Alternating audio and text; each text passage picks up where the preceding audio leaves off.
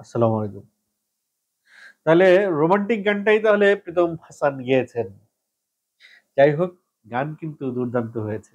খুবই রোমান্সে মাখো, মাখো একটা গান হয়েছে। কোন রকম পূর্ব আভাস ছাড়াই, কোন রকম পূর্ব প্রস্তুতি ঘোষণা ছাড়াই একেবারে দ্বিধার একটি আ বরবাদের একটি গানের টিজার প্রকাশ করে ফেলল বরবাদ টিম। একটা পোস্ট অবশ্য মেহেদী হাসান হৃদয় দিয়েছে ১ ঘন্টা আগে, আর মাত্র কিছুক্ষণ পরেই। এটি মেহেদী হাসান হৃদয় ১ ঘন্টা আগে না দিয়ে আরো আগে দিতে পারতেন। যাই হোক, মেহেদী হাসান হৃদয়ের অফিসিয়াল ফেসবুক পেজে আ গানটি প্রকাশিত হয়ে শোভা পাচ্ছে এবং সেটির রিয়েল এনার্জি প্রোডাকশনের পেজ থেকে শেয়ার দেওয়া হয়েছে। যেখানে গানটির আ খুব বেশিক্ষণ হয়নি গানটি পোস্ট করা হয়েছে। ৩৩ মিনিট, ৩৩ মিনিটে অলরেডি ৫০০ র কাছাকাছি শেয়ার পড়ে গেছে। ৫০০ র কাছাকাছি কমেন্ট পড়ে গেছে। ৩,০০০ ৩,৫০০ আ রিঅ্যাকশন পড়ে গেছে। 50,000 এর কাছাকাছি ভিউ পড়ে গেছে। কিন্তু সেই অনুপাতে YouTube চ্যানেলটায় ওই আ অ্যাডভান্টেজটা ওরা পাচ্ছে না। YouTube চ্যানেলটা একটু পিছিয়ে আছে আমার কাছে মনে হচ্ছে। আ পেজের তুলনায় পেজের আ ১৪,০০০ ফলোয়ার আর YouTube চ্যানেলে আ ১০,০০০ সাবস্ক্রাইবার। আমি মনে করি শাকিব খানের যেখানে শাকিব খানকে নিয়ে যে সিনেমা, শাকিব খানের সিনেমা নিয়ে যে পেজ, শাকিব খানের সিনেমার কনটেন্ট নিয়ে যে YouTube চ্যানেল, সেটি তো রাতারাতি একদিনে ১,০০,০০০ সাবস্ক্রাইবার বা ফলোয়ার কমপ্লিট হওয়ার কথা। এটি কিন্তু সাকিবিয়ানদের জন্য একটি ডিসক্রেডিট। আমি বলব খুব শিগগিরই অনতিবিলম্বে এখনই যারা এই রিয়েল এনার্জি প্রোডাকশন এর পেজ এবং ইউটিউব চ্যানেল ফলো বা সাবস্ক্রাইব করেন নাই সাকিবিয়ানরা যারা আছেন, এখনই এটাকে সাবস্ক্রাইব করেন দেরি না করে।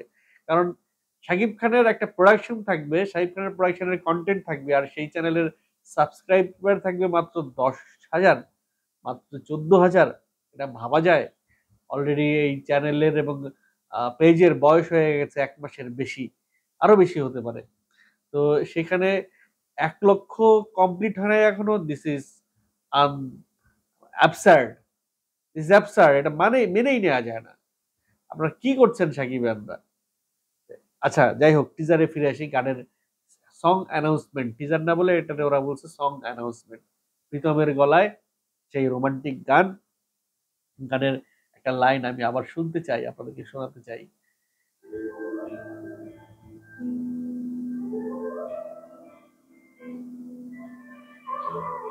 আ মিউজিকটা কিন্তু দারুণ। দারুণ একটা মিউজিক দিয়ে শুরু করছে। ফল ইন লাভ।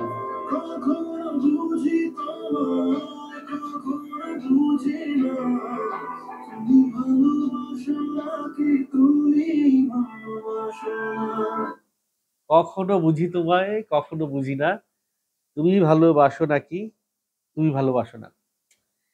মানে যখন কেউ নতুন প্রেমে পড়ে, তখন যার প্রেমে পড়ে সে যদি কোনোভাবে আ কোনো পজিটিভ সিগন্যাল দেয়, তখন মনে হয় যে সেও বোধহয় তাকে ভালোবাসছে। আবার যদি কোনোভাবে তার আচরণে কোনো নেগেটিভ সিগন্যাল পাওয়া যায়, তখন মনে হয় যে না, সে বোধহয় আমাকে ভালোবাসে না। এই ধরনের ফিলিংস এর মধ্য দিয়ে প্রেমিক প্রেমিকারা প আসে নাই, পার হয় নাই, এরকম প্রেমিকা খুঁজে পাওয়া যাবে, মানে খুব কঠিন হবে খুঁজে পাওয়া।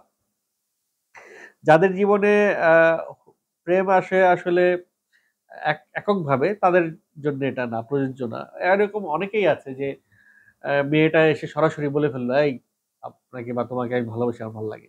মানে কোন রকম আ ভাববার অবকাশ ছাড়াই, অথবা ছেলেটা মেয়েটাকে বলে ফেলল। এই ধরনের রিলেশন ছাড়া একটু সময় নিয়ে যারা প্রেমে পড়ে, তাদের মধ্যে এই ফিলিংসটা কাজ করে। তো সেই কমন একটা ফিলিংস, পরিচিত একটা ফিলিংস দিয়ে গানের লিরিক্স লিখেছে। অসাধারণ একটা লিরিক্স হবে বোধ করছি।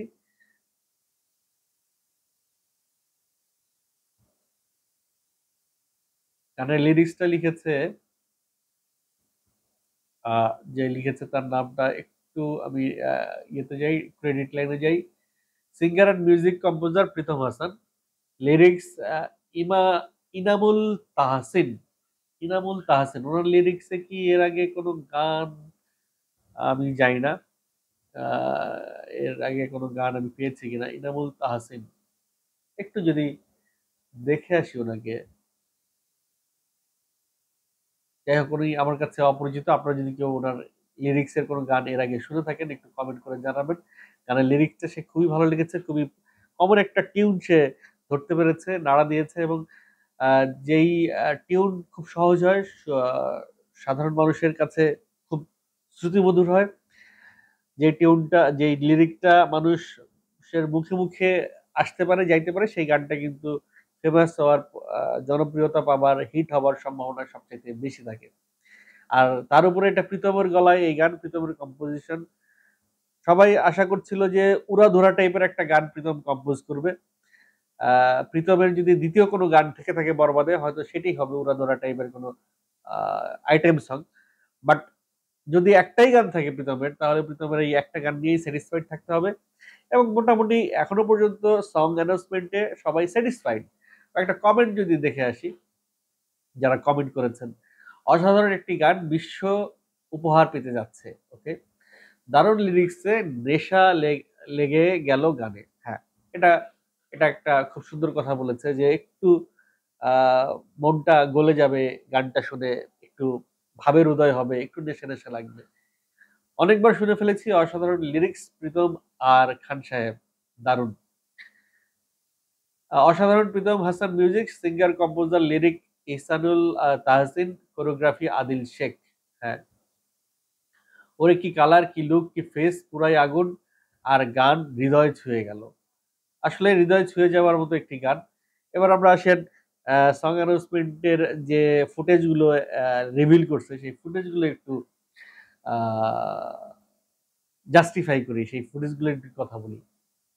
প্রথমেই দেখা যাচ্ছে যে শাকিব খান আহ, একটা বডিগার্ড সহ উইথ আর্মস সে ইদিকা পালকে লুক দিচ্ছে, এবং ইদিকা পাল একটা অফিসে মোবাইল নিয়ে ব্যস্ত আছে, এবং সেই অফিসে আহ, যে পরিবেশ, তাতে মনে হচ্ছে কোনো মাল্টি ন্যাশনাল কোম্পানিতে ইদিকা পাল কাজ চাকরি করে, যেখানে হয়তো শাকিব খান কোনো একটা কাজে গিয়েছে, অথবা সেই কোম্পানিটা হয়তো শাকিব খানেরই, যেটা ইদিকা পাল পরে হয়তো রিভিল করে বা জানতে পারে। তো নিজের কোম্পানিতেই, নিজের অফিসেই, নিজের অফিসের কোনো জুনিয়র এমপ্লয়িকে শাহিব খানের হয়তো মনে ধরে যায়, সেখান থেকে শাহিব খান ইদিকা পলের প্রেমে পড়ে, এরকম একটা ভাইব, একটা আহ, আভাস সং টিজার থেকে, সং অ্যানাউন্সমেন্ট থেকে পাওয়া যাচ্ছে। এবং গানের যে কালার, গানের সং টিজার অ্যানাউন্সমেন্টের যতটুকু দেখানো হয়েছে, কালার গ্রেডিং, মিউজিক এবং চিত্রায়ন, ভিডিওগ্রাফি খুব ভালো লাগছে। এবং ছোট ছোট কিছু ইমোশনস এখানে ক্যারি করার চেষ্টা করেছে। কিছু কল্পনার দৃশ্য আছে, অফিস রুমে যেভাবে শাকিব খান ইদিকা পল্লের হাত ধরে টান দেয়, এটা আসলে অফিস রুমে এইভাবে, অফিসের এনভায়রনমেন্ট এভাবে হওয়ার কথা না। এগুলো হচ্ছে ইমাজিনেশন শাকিব খানের বা ইদিকা পলের পক্ষ থেকে, যে কোনো একজনের পয়েন্ট অফ ভিউ থেকে এই ইমাজিনেশন। তারপরে বাইরে দেখা যায় চকলেট নিয়ে শাকিব খান ইদিকা পলকে চকলেট দিচ্ছে, পিছনে বাচ্চা ছেলেরা খেলা করছে।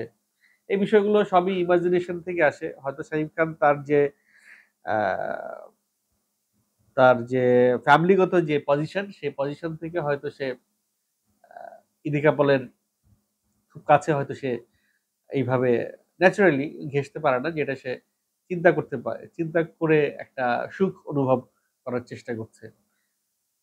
একটা আজ তবুও পাওয়া যায় যে যদি এটাই হয়, শাকিব খানের অফিসের কোনো জুনিয়র স্টাফ যাকে শাকিব খান পছন্দ করে ফেলে, যেটা হয়তো শাকিব খানের বাবা হিসেবে বিশ্ব সওদাগর হয়তো সেটা মেনে নাও নিতে পারে। এরকম একটা গরিব এবং ধনীর যে কমপ্লেক্স যে ড্রামা, সেই ড্রামা বরবাদের মধ্যেও থাকতে পারে, এটার একটা আভাস এই গানের মধ্যে পাওয়া যাচ্ছে। যাই হোক, গানে যে আভাসই পাওয়া যায়, গানটা যে চমৎকার একটা রোমান্টিক গান হতে চলেছে এবং খুব শ্রুতিমধুর, মানুষের মনে দাগ কেটে যাওয়ার মতো, এবং চোখ বন্ধ করে এই গানটা হাজারবার শুনলেও বোর হবেন না। যতবার শুনবেন ততবার গানের কথাগুলো আপনাকে নাড়া দিবে, ভালো লাগবে। আপনাদের কাছে গানের সং অ্যানাউন্সমেন্টটা কবে, কেমন লেগেছে কমেন্ট করে জানাবেন। পুরো গানটা কবে দিবে সেই বিষয়ে এখনো পর্যন্ত কোনো ইনফরমেশন দেয় নাই। তবে সং অ্যানাউন্সমেন্ট যেহেতু দিয়ে দিয়েছে আজকে, পুরো গানটা হয়তো আগামীকালকে বা পরশুদিন, ২-১ দিনের মধ্যেই পুরো গানটা চলে আসতে পারে। তার মানে সেকেন্ড লুক আসছে না, প্রথমেই একটা গান আসছে, সেটি রোমান্টিক গান। অনেকে কনফিউজ ছিল যে সম্ভবত বরবাদের কোনো গান ঈদের আগে, রিলিজের আগে, সিনেমা রিলিজের আগে প্রকাশ করা হবে না। সেই কনফিউশন দূর হয়ে গেল। সিনেমা রিলিজের আগে বরবাদের যেহেতু রোমান্টিক গানটা দিয়ে দিয়েছে, আইটেম সংটাও দিয়ে দিতে পারে। এটলিস্ট ২-৩ টা গান তো দিবেই। ৫ টা গান থাকবে এই সিনেমাতে। ৫ টা গানের ২-৩ টা গান আমরা সিনেমা রিলিজের আগেই পেয়ে যাচ্ছি, এতে কোনো সন্দেহ নেই। তবে গানগুলো ঠিক কখন আসবে সেই সম্পর্কে কোনো অ্যানাউন্সমেন্ট দেয় নাই। দ্বিধা বরবাদের ১ম গান আসছে, চোখ রাখুন রিয়েল এনার্জি প্রোডাকশনের প্রীতম হাসান এর ইউটিউব চ্যানেলে। আচ্ছা, প্রীতম হাসানও কিন্তু তার ইউটিউব চ্যানেলে এই গানটা আপলোড করছে। বা সেই সাথে আই থিংক শাকিব খানের পেজ ইউটিউব চ্যানেলে ওই গানটা আপলোড হবে। ওয়েল, গান তো আমার খুব ভালো লেগেছে। রোমান্টিক গানটা। আপনাদের কেমন লেগেছে অবশ্যই কমেন্ট করে জানাবেন।